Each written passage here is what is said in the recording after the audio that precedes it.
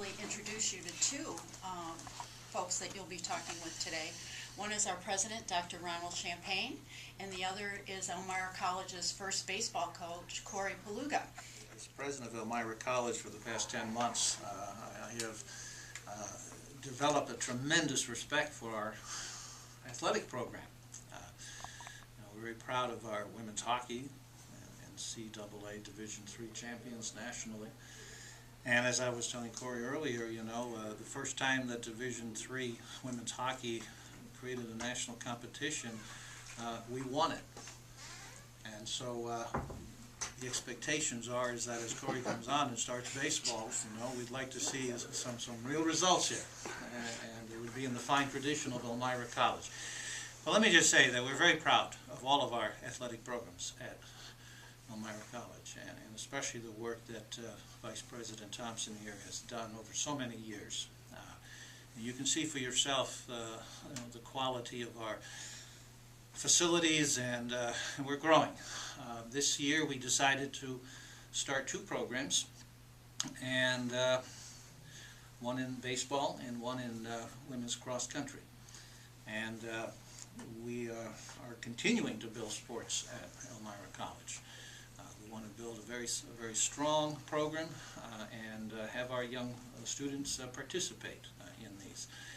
So baseball happens to be perhaps one of the highest popular sports in high schools and colleges.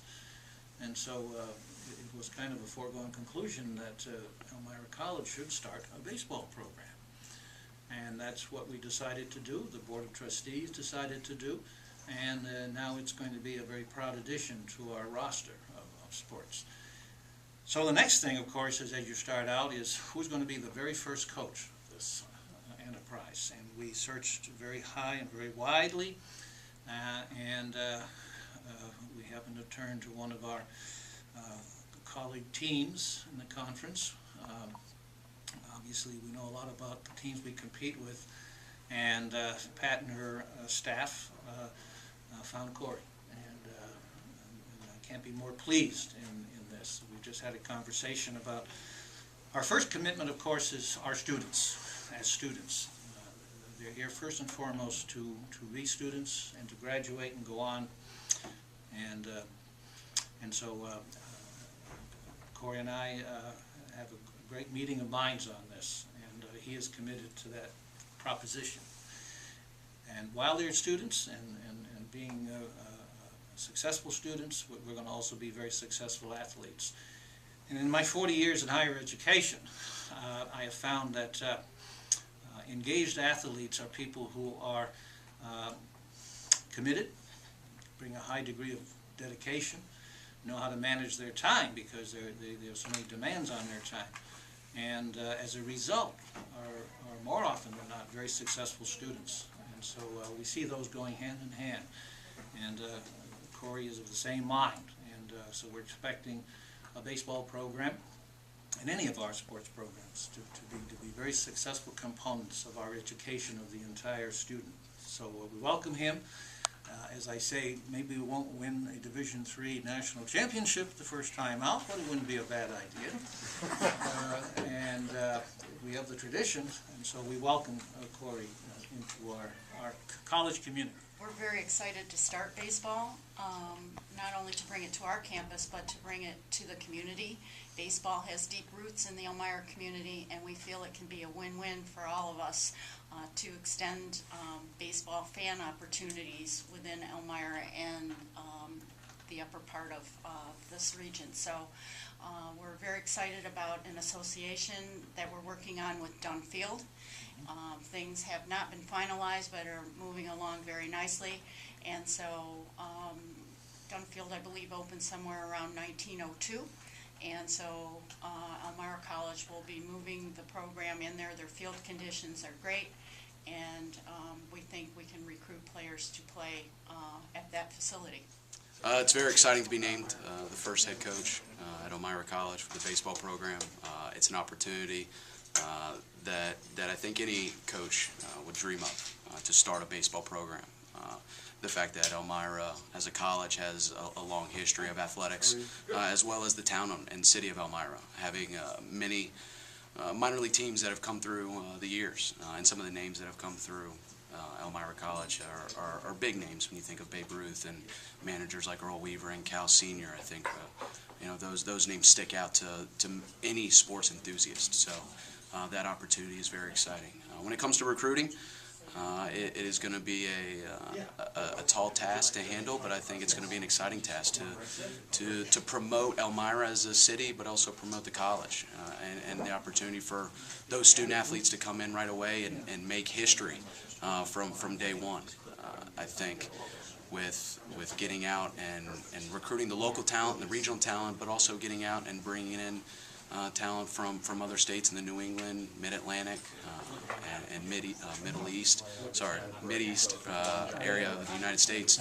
I think that's what Elmira is all about when you look at a lot of the other athletic programs and where they're recruiting athletes from. It's a great day for the athletic program here at Elmira College. Just kind of talk about the process that led you to choosing Corey to be the guy to lead this program. Well, the promise is really the thing that drives us. The promise that we're going to get the best person to take this new program forward. And our approach is always, well, let's get our athletic staff to take charge, really define the qualities they want. We all insist that, again, the first order of business is that they're students. We want them to be successful students, we want them to graduate, and so on. And so they took on the project. Once the Board of Trustees said, yes, let's start the baseball program, and our philosophy is that we're going to do it, we're going to do it the best we can, and we're not going to do it. And so they were given latitude to go anywhere they could to find the best talent. So they conducted the search. As I understand it, they had several dozens of applications from all over the country, hundreds. So the process of finding the best person to be the first coach of the program out of the gate, they took seriously. So out of a very rich field of possibilities, they chose one. They interviewed, they found the qualities that they wanted of leadership and dedication to our educational philosophy, and Corey's here. And so it's I think, nice that they could look at a colleague college, Stevens, that they've seen them play before, and they know how they play, and they know their philosophy of athletics and education. So the fit we were very much acquainted with. So I think they did a great job, thorough job, open search. The best came forward. I think we got the best of the best. Definitely. And this is an area that has so much talent in high school baseball, from Horseheads to Corning, even in the northern tier of Pennsylvania. Do you anticipate maybe seeing that interest in the school rise now that there is a baseball program? Is that one of your goals from this? Sure. Well, one of the goals, obviously, is as a formerly women's college, we are at 70% women, 30% men. Well, 35 more men coming into baseball is going to help balance that more. We're not finished in expanding sports. We are going to have to add on facilities. We don't intend to play a done field forever, so we have to at some point build a baseball field, and we have to build turf field. We have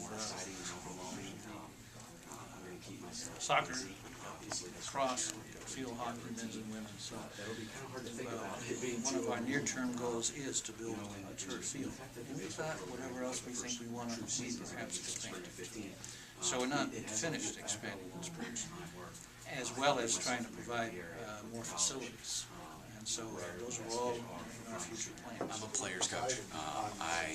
I'm here to one, make them better baseball players, obviously, with being a coach, but also help them in taking the right steps on where they want to be, personally, academically, athletically, obviously, and moving forward and what their goals are as people. I think that should be the goal of any coach, is obviously teaching the sport, but teaching them to be better people as well.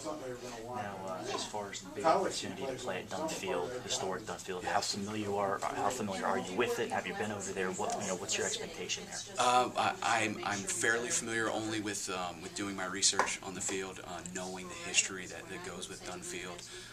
It was kind of a surprise for me when doing the research and seeing some of the names that have either played or managed at Dunfield, and to think that to be standing on that field or in the stands and knowing that what people have seen or played there is exciting. And I think for any true sports enthusiast, I think that's going to bring a level of excitement for the players, for the fans and the community that are excited about baseball starting up now. I guess with so many things on your checklist, what's the next step for you? I guess the next step is finding a place to live in the local area. But from a job standpoint, it's getting out right away and getting a lot of these events that are exposing the student athletes and putting together that 2014 recruiting. Position, what was it about Corey that stood out? Well, there were quite a few things actually. Corey played in a small private Division III institution. His experience as a graduate assistant was in a small private Division III institution. And then in moving up in his career, he moved to Stevens Institute, a private institution in Division III, and also in the Empire 8 Conference. And so he's had experience recruiting. In fact, he was a primary recruiter for Stevens the last couple of years. The program has had some success. He seems to have the tools necessary to start from scratch and bring in, I'm going to believe, 28 players.